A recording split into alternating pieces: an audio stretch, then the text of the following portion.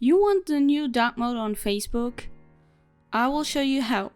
When you're on Facebook, you go on the top right corner and scroll down to switch to new Facebook. Just the new Facebook has the dark mode. If you don't have it, I will show you how you can get an alternative. This is what it looks like.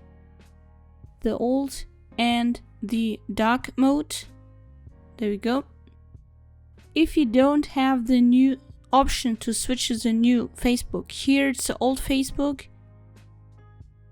And here, this is what you can get with a simple extension.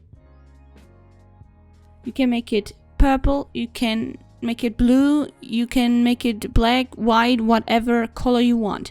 This extension just called Dark and Night Theme for Facebook. I show you this here. This is an extension in the Chrome web store.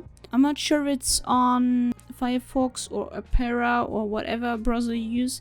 This is on the Chrome store, and that's what I use right now for getting the dark mode on Facebook, because it's so annoying, so light sometimes.